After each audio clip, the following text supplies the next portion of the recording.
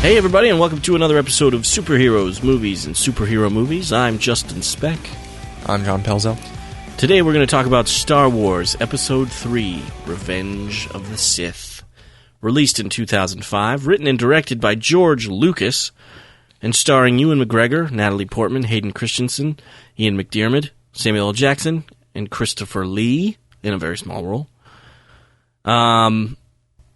This continues our Star Wars, I guess you could call it kind of a non-consecutive marathon that we are hoping to end by December in time for The Force Awakens.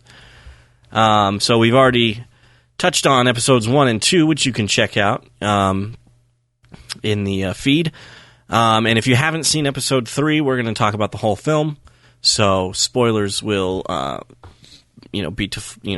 will happen. So definitely check out episode 3 before you listen to this.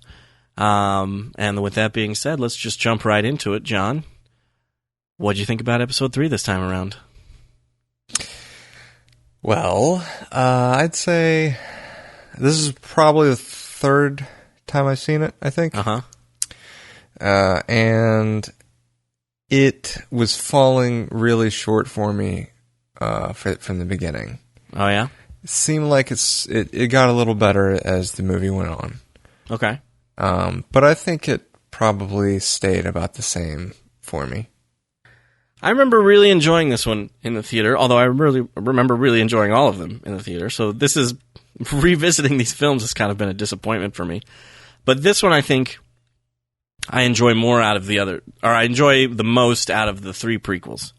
Yes, I agree with that. This one has some decent action scenes in it. There's a, pretty decent flight kind of action scene in the Clone Wars in the beginning of the film.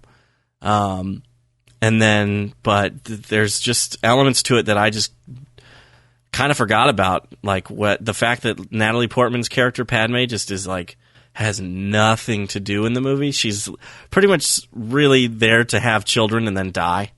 Yeah. And so, those scenes between her and Anakin are just super boring, and they're quick though. They are. Thankfully, they're short, but still, this movie drags in places where I really probably shouldn't drag. But thankfully, we've got some cool scenes to make up for it, and we've got some cool planets to visit in this film too, at least. I can't believe this movie's 10 years old. I know. I realized that today. I was looking at when it came out, and I was like, what? 10 years old. The Matrix is 16 now. Yep.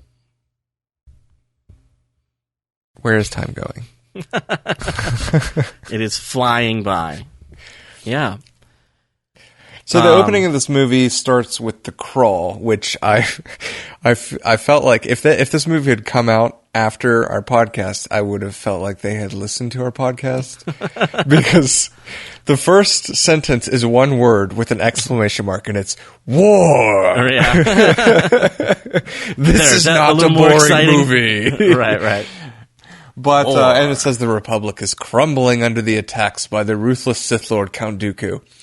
But then the next 2 lines really threw me off. Yeah, they don't make any sense. It's like a kid wrote it, and it doesn't make any sense. It says, there are heroes on both sides. Evil is everywhere. And then it's the next paragraph. What does that mean? It's like George Lucas wrote those first 2 sentences and was like, all right, perfect. And then he was like, well, I gotta have more than that. I can't just have this first paragraph only be 2 sentences with one of the sentences being 1 word. I've got to write something else. There are heroes on both sides. And somebody goes, nobody went really? There's heroes on the dark side? Right. There's heroes on that side? And that was my thought when I read it. And then after watching the movie, I'm still puzzled by that sentence. Yeah, I don't get it either. Who is the hero on the bad side? Unless it's supposed to be sides. Anakin? But at the beginning of the movie, he's on the good guy's side. Right. He's on the Republic side. So I don't really understand. That sentence popped out at me too, and I didn't understand it. And then the evil is everywhere. I guess that could be, foreshadowing Anakin or something, because he, or the Chancellor even, because everybody thinks the Chancellor's a good guy. Chancellor Palpatine, but he's obviously behind it all, so that could also be, referencing him. Evil is everywhere. Right. But I don't know. But the hero is on both sides. I didn't understand that sentence either. Yeah, it's weird. I liked the opening. After the crawl, you've got the two ships going, and it turns out to be Anakin and Obi-Wan. But it kind of does that big ship, is that a Trade Federation ship or a Republic ship? I don't know, to be honest with you. Regardless, they're flying over it. It's reminiscent of the original A New Hope, where the Death Star comes. Not the Death Star, the Star Destroyer. Right. And it's very quiet, and it looks like that's all that's going on. But then they fly over, and the camera follows them, and you've got this immense battle. Yeah, I actually really like that. Yeah, you've got the giant ships, you've got thousands of small ships just swarming everywhere, and you've got the blaster fire just everywhere, and it was neat scenery. There's a few moments in this movie where I feel like the Jedi, in particular our main characters, Anakin and Obi-Wan, should be able to use their Force powers or something to help themselves and don't. It's like almost kind of inconsistent. And maybe, I don't know, maybe there's a reason they didn't do it in the beginning. But like when those buzz droids are all over Obi-Wan's ship, like when I was watching it, I was like, why doesn't he just wave his hand and like knock them all off of his ship? That's a good point. My thought was, if they can hit them with those, like I know that they were having trouble with missiles. Right. But if they can land droids on them, then surely they can eventually get missiles on them too. So let's not dissect the ship. Let's actually blow it up. Yeah. There's a lot of inconsistencies in this film, which we will kind of, I guess, get into, I suppose. How did Hayden Christensen play for you this time around? He does a little better. But the writing really, just I feel like, especially in the quiet scenes, the scenes with Padme and stuff, it's just the writing's not there. And so I felt bad for Natalie Portman in this film because it's like all of her lines in this film are just constantly like,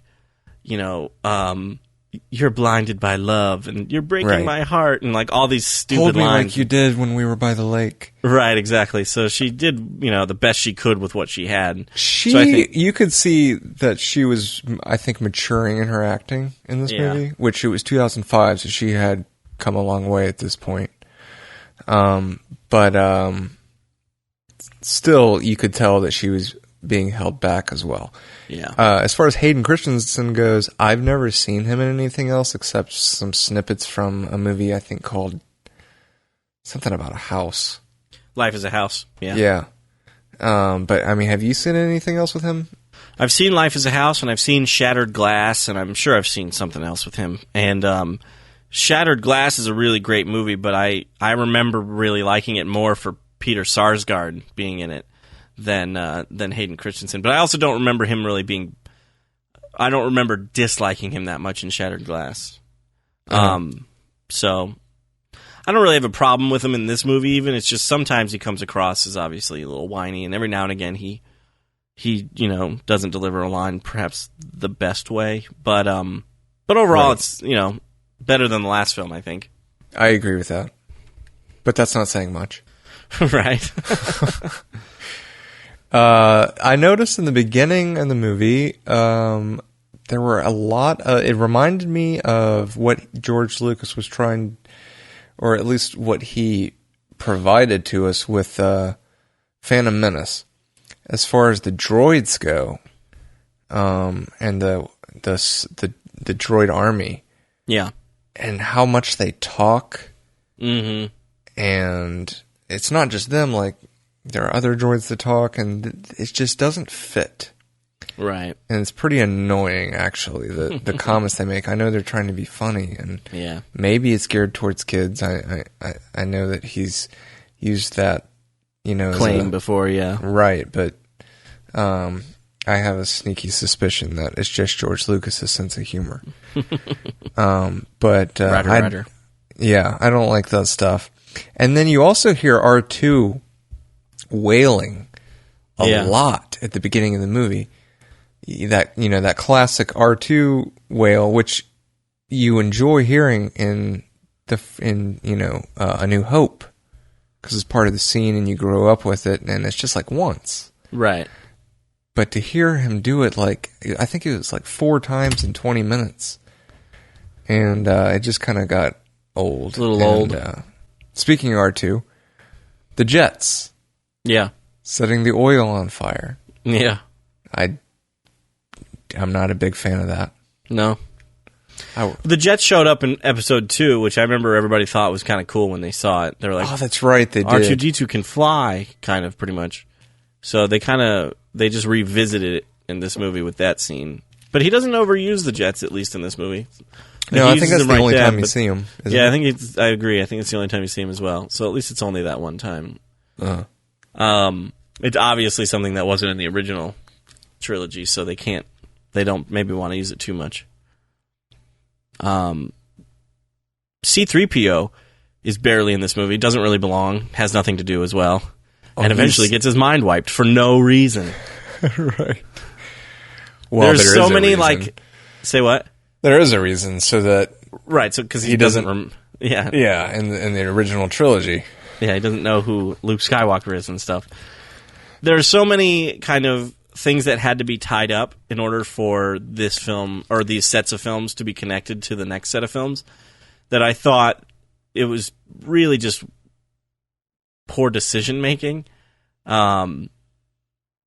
Either on Lucas's part or something. Like, one of the things that kind of bugs me is the Emperor in... First of all, he was played by a different actor in the original Empire Strikes Back. I think now they've like put Ian McDiarmid into that one scene that the Emperor shows up in Empire. Was that scene even in the original? It is in the original, I believe, but it's a different person playing the Emperor. I've got the VHSs of the originals. I should go back and watch and see. If you should. I'm almost positive it is. So anyway, Ian McDiarmid's in the third Return of the Jedi and has like that really old looking face and everything. And to me, did you ever think that he looked... I mean, he looks kind of creepy, obviously, but I always thought he was just really old. In the original trilogy? Yeah. Yeah. Like, he was just like really old. He's like a really old person. Right. Maybe the Force is kind of... Like, Yoda lives 900. Maybe his species lives that long. But, like, I just assumed he was, like, really, really old. I didn't really think he was, like, deformed by any means. So in this film, so in Phantom Menace, we have a very young Palpatine. And then somewhere along the way, George Lucas is like, well, crap. Well, I have to figure out how to get this Chancellor Palpatine to look like this Emperor Palpatine. Right. And so they do that whole lightning thing, getting ricocheted, I guess, off of Mace Windu's lightsaber, and it just messes with his skin and deforms him or something. I thought that was really... I didn't like that. I thought that was lame. I've heard that that's what it was maybe supposed to be, but I like to think of it as he's another species or alien race. Right. And he lost or was revealing himself in his true form. He was almost like a shapeshifter type of species. Right. A changeling, like in the the last movie. Right. Maybe being able to put illusion on. Right. But that's kind of stretching it, I will admit. Yeah. I don't think that's what he did in the movie, but I like that idea. It'd be cool if we had a scene with him in his natural state, and then you see him like have to transform or change into the human-looking person, and so then because of the fight with Mace Windu, he loses that ability to, the ability to maintain his human appearance. Right, and then after that point, there's no reason for him to really stay in human form because he's now being Emperor Palpatine, or what's it? Lord Sidious. Sidious, yeah. So yeah, I like your explanation for it, but I don't think that's what he was doing. Speaking of Palpatine, one of my favorite scenes in the movie is the first time Anakin goes and sits with him in the Senate. Oh yeah. And it explains like his backstory. Yes, that was really cool. I like that too. That's a good scene. And Ian McDiarmid is spot on there. He just does a great performance. Yeah, that was fun. I actually rewound that scene and watched it again because I thought his performance number one was pretty good, and I also just liked hearing that story about how his apprentice Plagueis learned everything he knew and then killed him in his sleep. Well, yeah, he was the apprentice, right? Obviously, yeah. For Plagueis, which apparently there's some story that might go into episode 7 with that, but I'll spare your ears. Interesting. That will be. Are you reading a lot of Star Wars Episode 7 kind of rumors and stuff? Are you going to have the story spoiled for you by the time you see the movie? Nope, I am done. I was a little bit. I was more getting information from a friend. Yeah. But I am closing those doors, and I am done. I'm now going to, if I'm scrolling on Facebook, if I even see anything that looks like Star Wars, I'm going to scroll really fast past it. Yeah. And I want to go into the movie blind at this point. Nice. You're gonna watch the next trailer, though, you said, right? Or you're not gonna watch the next trailer? I will probably watch the first trailer that comes out, because we've had 2 teasers. Mm-hmm. And yeah, then I'm done. I really don't know if I want to see the first trailer, but I don't know. I'm on the fence about it. Yeah. What about you? I think I've seen about as much as I need to see. I think I might try to watch the trailer. I think I'm going to try to avoid them. Yeah. I might do that. It's going to be hard. It is going to be hard because it's going to be the first trailer, and that's going to be. Especially if there's like Luke and Han footage, I'm definitely going to want to see that. But I think it'll be more rewarding to just wait and see it in the theater. I think you're right. That's why I'm making that decision as well. So, because this is the first time we've had the opportunity to really get a Star Wars story that is a movie, true canon, and we're not going to have any idea what it's about. Right. It's going to be like we're in the position of what people were when they got to go see Empire Strikes Back. Yeah. Because we have a history with Star Wars, but we have no idea what's going to be. It can go anywhere. Yeah. And we knew with the prequels essentially where it was going. Yeah. Right. I see what you're saying. Yeah. So I don't want to spoil that. And granted, we're going to get the same opportunity again with episode 8 and 9. Sure. But this is just, it's first of all, we never thought we were going to get episode 7. Right. And 8 and 9. Right. So I remember when, I said this before in an earlier podcast, but when it was announced that they were doing the trilogy, and it was like a day or two before they announced that Disney bought them. Mm-hmm. I was stoked, and I was like, everyone else is going to be just face palming right now because of the prequels, which is what I did. I want to see Luke Skywalker.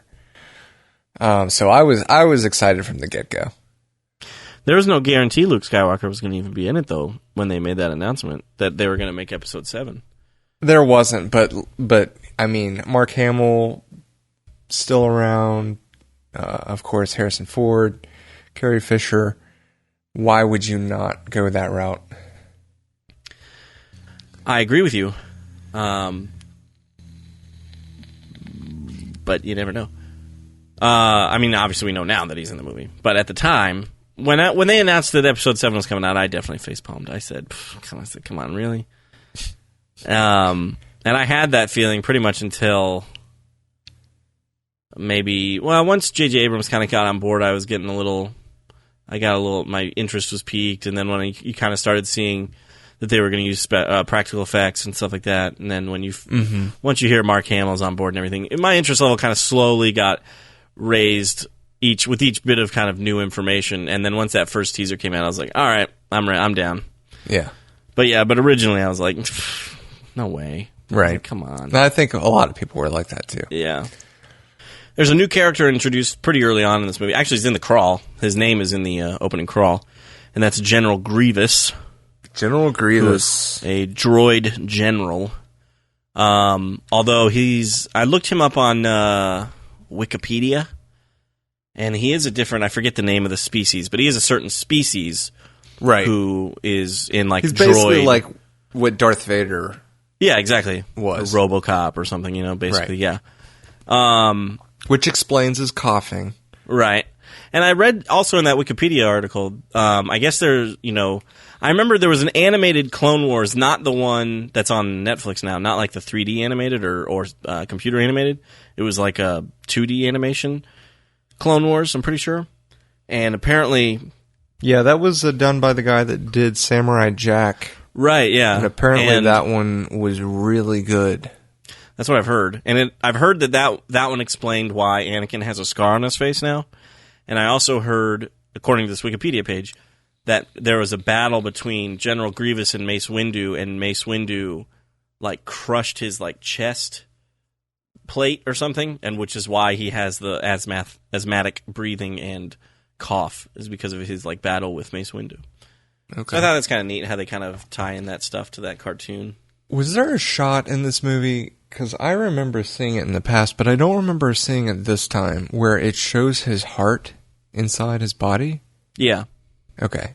I don't know why I didn't notice it this time.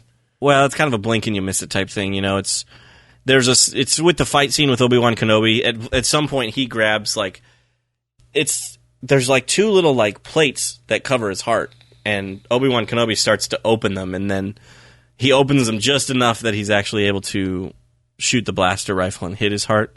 Right. At the end of that fight scene. So that's when you see it, is like when he's pulling open those plates, and then Grievous kicks him off of them.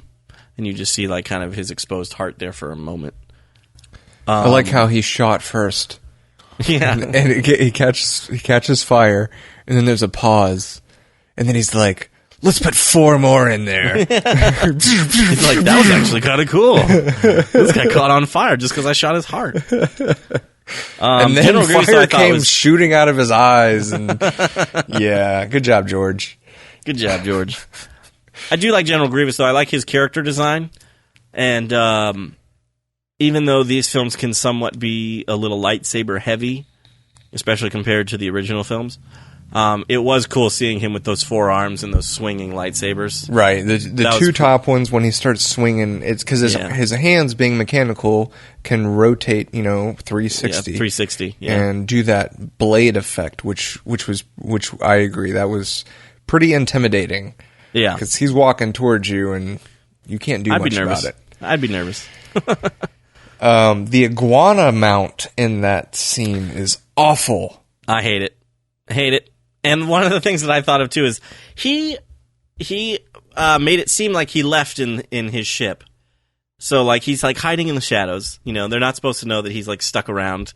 Obi-Wan Kenobi has stuck around to locate Grievous. And so he chooses the loudest animal that he could possibly find to ride up and sneak up on Grievous. I remember thinking that, like, it shows him coming out on that iguana thing, and it's like, and I was like, why would you choose that one? Did you just play a sound clip? Animal? Because that was pretty dead on to what it sounded like. And every time that thing screeches, I'm just like, oh, God. Yeah, it's super annoying. Yeah. So, shortly after first of all, we've got Jedi spread out throughout the galaxy. What were the other ones doing? Like Yoda was with the Wookiees. The Wookiees, helping them, but there were other Jedi that were kind of dispatched to different planets. Yeah, my guess is that just the war was going on in several locations. Right, because the Wookiees were fighting the droid troops. Yeah. So during all this time, you've got Well, that was it, actually. I was going to talk about Anakin. He gets Palpatine, gets him onto the council. Mm-hmm. And the council kind of takes him because... Reluctantly? Sort of. I mean, they do, but they're like, well, let's take advantage of this and let's get some information about Palpatine. Right. So they ask Anakin to spy on Palpatine, which doesn't feel too good to Anakin. Because he likes Palpatine, they're friends. Mm-hmm. They hang out. Well, he says, that Palpatine took him under his wing and took care of him. Yeah. It's like a mentor almost. So that's some of the stuff I wanted to talk about was Anakin's transition into his into his dark side, which I felt like they being George Lucas mainly didn't do the greatest job with this. I think he should have in episode 2 would have been more of the friendship movie with Obi-Wan and Anakin. And you see the little bits of, irritation, but him understanding that he's young and doesn't know things and is learning still. But I think from the get-go in this movie, we should have seen the ending bit of that trust with Anakin and Obi-Wan, and Anakin kind of already having a major rebellious side to where he's like, I know what's best. But they had such a good friendship, even like for the first half of this movie. Mm-hmm. And Anakin turns so quickly is really what it comes down to. He tried to set it up as if he was struggling with it, kind of with him killing Count Dooku in the very beginning. Right. The Senator or Chancellor Palpatine is like, do it, and he does it, and he's like, I shouldn't have done that. So there's supposed to be some sort of internal kind of, oh man, I like killing people, but I shouldn't do it type of thing set up. But yeah, his friendship with Obi-Wan seems perfectly okay. And it's not really until they have their fight scene that there seems to be any sort of tension or anything between them. Which, yeah, I agree with you. Maybe they should have set that up a little differently in this film. Had Obi-Wan, who have him be correct in whatever arguments they're having, but Anakin just can't stand Obi-Wan because he's constantly he's done correcting him with it. Right, yeah, exactly. I'm tired of being reprimanded. Right. I'm an adult now. I can think for myself. I don't need you anymore. Right. I still have that small respect for you because of you everything were you've my taught mentor, but it's holding on by a thread, and that was not the way it was. When there's the attack on the Jedi Temple, which is when Obi-Wan is looking for Grievous. Mm-hmm. And at that point, that's when the Code 66. Code 66. Right. Yeah. The clone troopers start turning on the Jedi. Yeah. And I didn't notice it until when Obi-Wan comes back to the temple with Yoda, and they go in and find the dead younglings. And up to this point, and there's a decent amount of time, several scenes where Obi-Wan has up to this point, and he doesn't ask about Anakin, he doesn't think about Anakin if he's okay, and what made me think of it was when they found the younglings, and he looks at Yoda and he's like, who could be responsible for this? And I'm like, well, Anakin is, of course, but you're not even thinking about Anakin. You don't even care if he's dead. Yeah. That's a great point. Yeah. And it wasn't until they look at the security, camera that he finds it out. And it can't be. That's an excellent point. I didn't think about that when I was watching it, but you're absolutely right. It seems like they're essentially partners, because I think he's moved on past the apprentice stage, right? So they're basically like two Jedi Knights. They're partners, essentially. And he knows that all these Jedi are being killed all over the galaxy and doesn't even wonder, like, where Anakin is or how he is or anything like that. Which he was at the temple. Yeah, and he knew that. And the temple has been attacked. Everyone's dead there. But he does not say, did you guys take care of Anakin? Have you seen Anakin? Anybody heard from Did you hear Anakin's screams? Oh, Anakin murdered all these children? Oh, okay. I have a question. I have a comment about the Code 66. A couple comments, actually. I'll start with a good one. John Williams' music in that scene, when you see the first few Jedi getting taken out by the clone troopers, is excellent piece of music. I really liked John Williams' score right there. Secondly, though, there's a female Jedi. She's like one of those green aliens with like the kind of like... She's a Twi'lek. Sure, yeah. That actress must have been like a producer's daughter or something, because when she gets shot and falls down, it is the worst. It's awful. Yeah, that one stood out. She like trips or something. Like, it was just terrible. They should have missed her because she fell down. Right, exactly. She should have died a long time ago just because she's awful. In the movie, not in real life, obviously. Yeah, I thought that was like, I was like, what? Who thought that was okay? Yoda shows how awesome he is when that Code 66 happens, and he just decapitates those two clones. Mm-hmm. With one swoop. Mm-hmm. Here's my question about that, though. So Yoda, the Code 66 happens, and Yoda realizes that the clone troopers are basically turning on they're turning on the Jedi, but they're essentially turning on everyone, I guess, right? Because they eventually become stormtroopers, right? Yeah, well, I mean, right now it's just, just the Jedi? Assassinate the Well, it's Jedi. because they have allegiance to Palpatine, though, right? So that's another thing I want to bring up, by the way. Go on, though. Well, Yoda, it shows Yoda leaving with Chewbacca and another Wookiee whose name I can't remember. And he goes to his little, like, escape pod that's conveniently on this Wookiee planet. And I was like, did Yoda know that he was going to have to leave by himself and have his little escape pod on this planet? Or is he just like a jerk and is like, man, if stuff goes down, I'm going to get out of here. I'm going to make sure I have my little escape pod. I don't care about anybody else. Like, it just seemed very convenient that he had it was because he was Yoda-sized. It wasn't like a Wookiee, technology. It was a small little Yoda-sized escape pod that flies off into the sky. And so I was like, in case things get really hairy here, pardon the pun. Right. I'm out of here. You guys are on your own. See ya, Chewie.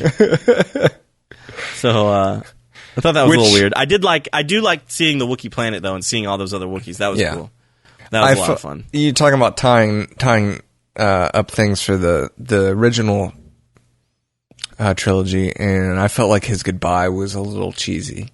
It was cool to see Chewbacca, but I felt like they could have introduced him a little differently. Yeah, like maybe when they were planning out battles or something. Hey, this is Lieutenant Chewbacca or whatever, but it's goodbye so-and-so, and then he looks, and it's just very forced. Goodbye, Chewbacca. I just want to make sure that you got the name and heard it clearly. And you're like, I mean, you saw him beforehand, but you never, I guess, heard his name. So you were like, I'm pretty sure that's Chewbacca. And then it wasn't until Yoda leaves that he says his name, I think. Right. Miss you, I will. Yeah. Even though we just met. No, maybe Yoda knew Chewbacca through he's like, it'd be terrible. It'd be the worst thing ever if he was like, bye, Chewbacca. Hey, I have a friend you might like. His name is Han Solo. You should look him up. I'm assuming, I don't know what, Han Solo's probably young, I guess, at that point in the universe. But, yeah, he would have probably been a teenager. Yeah. I guess. But that's pretty fun. That would have been funny. And awful. Look him up in the phone book. I think you guys would get along. So, yeah, speaking about the assassinations of the Jedi, Palpatine, of course, after he kills Mace Windu and converts Anakin so easily. Yeah, which, let's talk about that scene for a moment. Like, Sure. we already talked about Palpatine getting deformed or whatever due to the lightning or whatever. But then Mace Windu seems very intent on killing Palpatine, which, to my knowledge, is not exactly something a Jedi does. You know, just killing that was people. Anakin's problem. Right. But I feel like that's a character contradiction with Mace Windu. He's on the Jedi Council. Right. He's probably, arguably, one of the most powerful Jedis, next to maybe Yoda.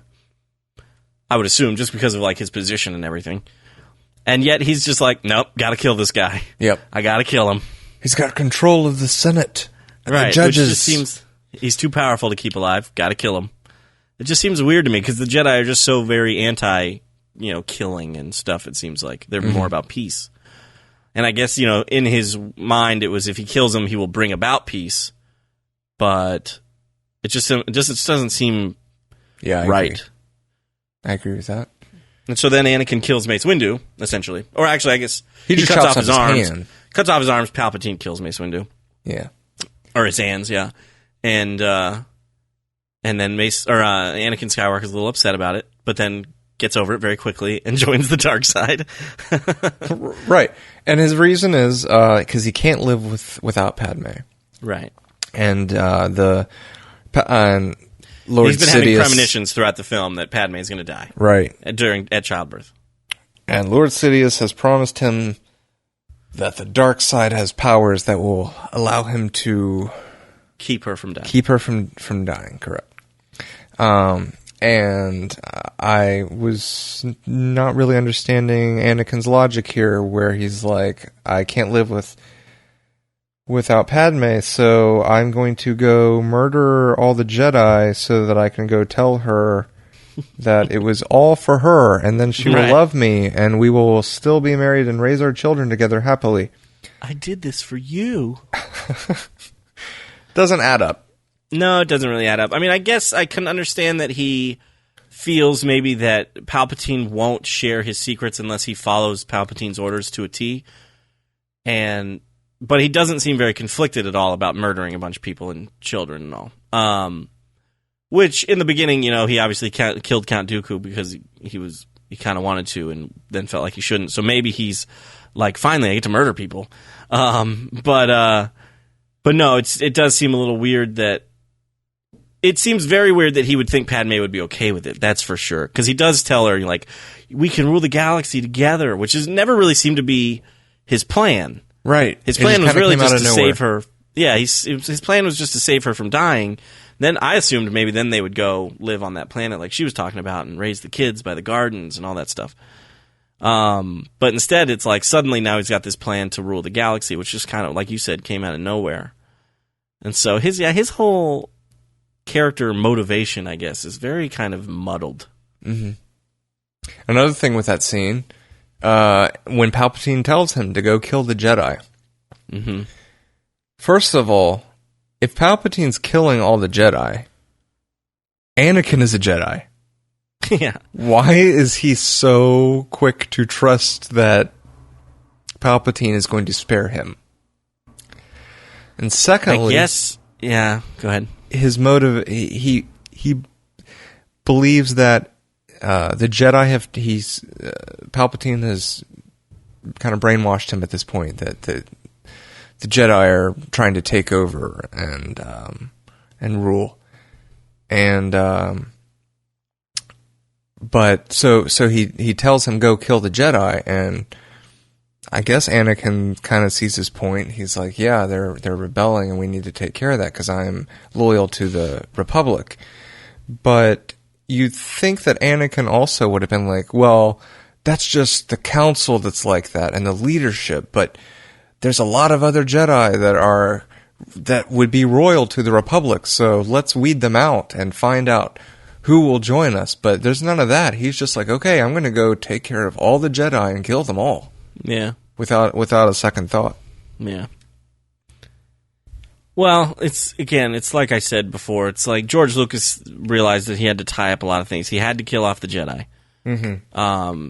He has to make Anakin become Darth Vader. So you know that he's going to become Palpatine's apprentice or whatever, essentially, basically, anyway.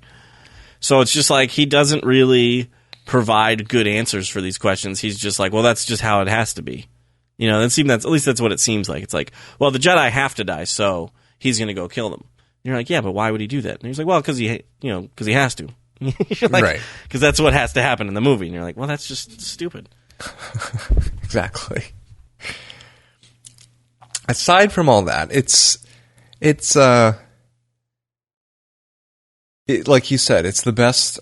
I agree. It's the best one out of the prequels. Yeah. And it got better as time went on. Yeah. The battle with Anakin and Obi-Wan was pretty awesome. Yeah. And I remember reading about that battle before the movie came out and about how it was going to be like a 20-minute lightsaber fight.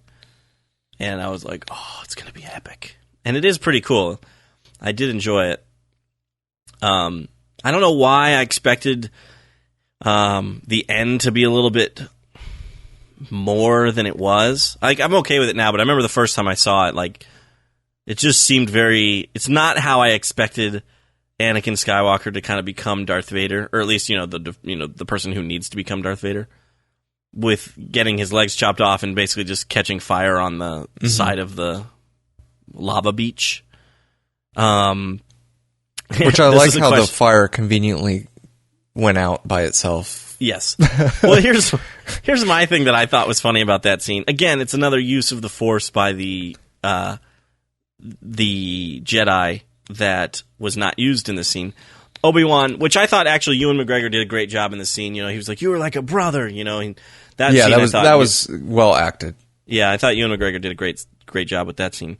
But he's like, and Ewan McGregor I thought did a pretty good job at first of being like torn about it. He's like, I don't want to have to cut off your legs, but Anakin jumped and he did it, and then he kind of yells at him. He's like, "You were like a brother," blah blah blah, and then he sees him catch on fire. And I don't know, maybe this is me, but I feel like I would have maybe force pulled him away from the lava so that maybe he didn't catch on fire. But instead he just watches him catch on fire, screaming in agony, and just is like, "See ya," and walks away.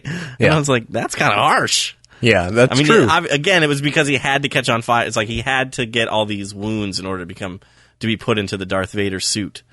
But it was just like, he's like watching his friend catch on fire, screaming in agony. Doesn't, try to put him out or anything. And it's just like, well, see you, buddy. Right. That's that line that Hayden Christensen delivers. "I hate you." Yeah. That's probably my favorite line and acting scene for Hayden Christensen. He did that just sank your heart when you see him scream that at Obi-Wan. And another question I had, I guess, and this is really nothing big, but Obi-Wan leaves, and I'm assuming he thinks that Anakin is dead. Like, Anakin, he assumes, is going to burn up and die. So, eventually, obviously, Obi-Wan delivers Luke to Tatooine, gives him to Uncle Owen and Aunt, whatever her name is, I can't remember. And I'm assuming he stays on Tatooine, because that's where we find him in A New Hope, right? Right, so that'd be the assumption.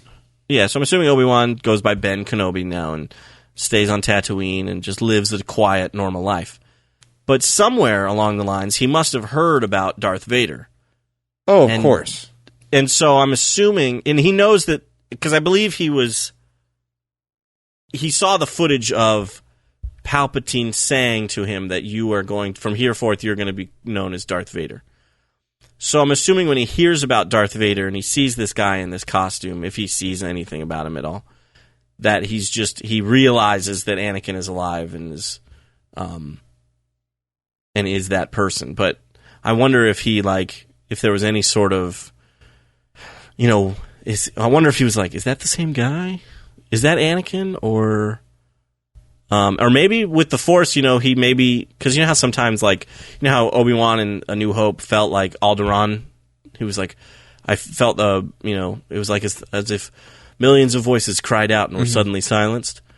And when Yoda felt like the other the Jedi's Emperor dying... says that in this, about Anakin when he's fighting. He's like, I feel like... Yeah, he's like, I sense Anakin is in danger. Yeah. So maybe Obi-Wan knows he never died because he never felt like his Force being extinguished. You know what I mean?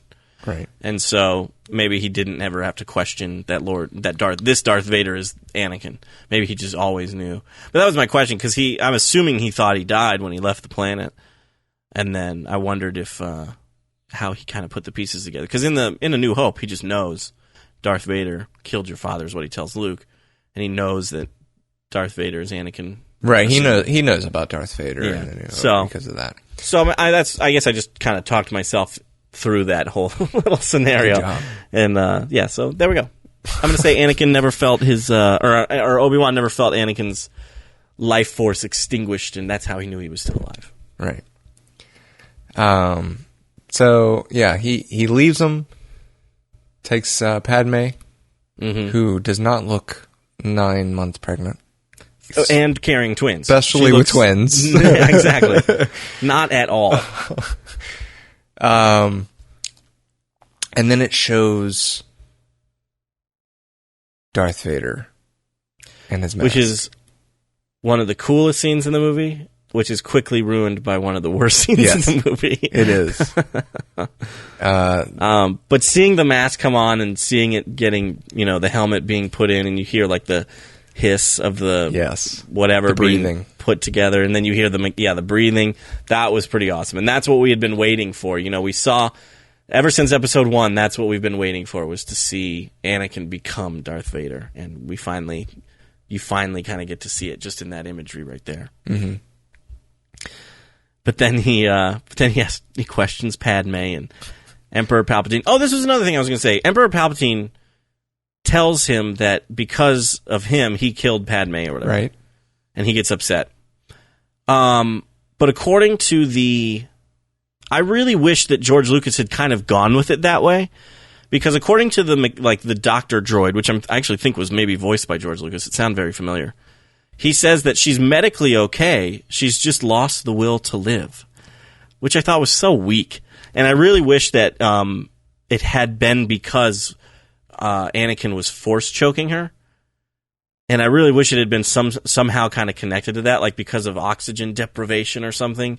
Like she wasn't going to be able to survive. Like, I don't know, something to that extent. Like he had gone through done all more this with that scene. Yeah, he had gone through all this trouble to help Padme, and then he was really the reason that she died. that would have been pretty cool. I think that would have been better rather than him just being like, she's lost the will to live. Which, because again, for me, was George Lucas. That just told me George Lucas didn't know how to. He was like, she has to die. She can't live. She's not in the other movies. So I've got to kill her off. I just don't know how. She's dying of a broken heart. That's what I'll say. She's dying of a broken heart. Which is just terrible. Just terrible. Yeah.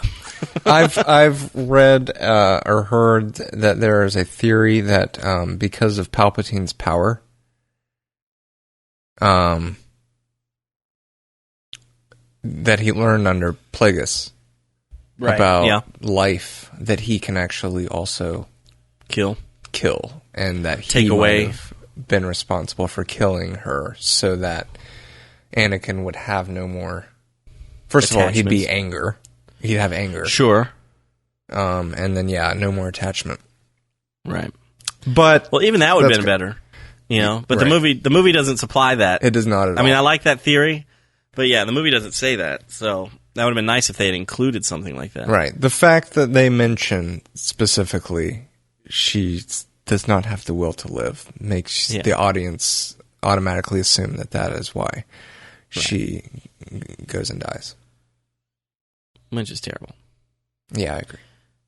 And so, when Darth Vader finds out that he thinks he's responsible for Padme's death, the Frankenstein bit I don't really mind, where he pulls off the braces from the table that he's on, and he steps out, and he's kind of a little wobbly. That's okay to me, because it's the first time he's taken steps in that, with those fake legs and everything. So I'm okay with that. I think it's not bad. I'm pretty sure that is actually Hayden Christensen in the costume. I want to say, I think when that movie came out, I think I remember reading trivia that like he. I don't think it is. I think fought he really hard to be in the costume. I think he got to put it on, but I don't think he was filmed in it. So but is I could it David be wrong. Krause from I the could be original? wrong. It could I don't know. been. You might be right. So yeah, and then it's ruined by the whole no, which is pretty bad.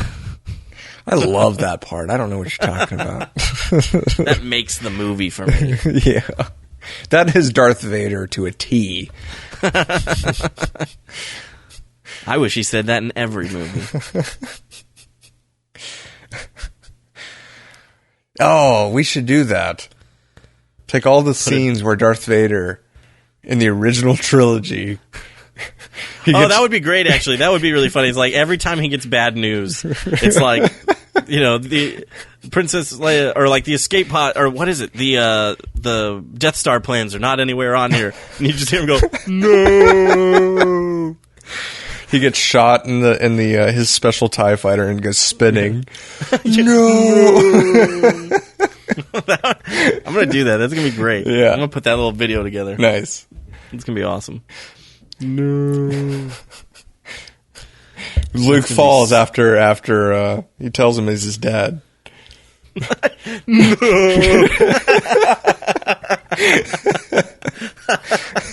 Oh my gosh, that'd be great. He actually and Lucas took care of one of the scenes for you already. Yeah, he sure did. In Return of the Jedi, didn't he? Did he add in a no? Yeah, when he's throwing the Emperor off. Oh my gosh. I think that's about all I have for... one more thing. Sure. At the end of the movie, it shows the inside, which I liked. It showed Darth Vader and the Emperor standing in what's presumably a Star Destroyer. Right. And you get a little glimpse of Grand Moff Tarkin walking away, which I thought was cool. Yeah. And they're looking at a Death Star being built. Mm-hmm. So my question is... this would have been about 19 years before A New Hope. Right. Luke Skywalker was, approximately around 19. that age. Yeah. So it took 19 years to build the first Star Destroyer. For the Death Star, you mean? Yeah. Death Star. But then it took, a couple years, probably less, to build the second one in Return of the Jedi? Which was not completed, but it was about 2/3 to 3/4 done. Right. They're like, well, we've done it once before. Now we know how to do it a little quicker this time. It looks, yeah.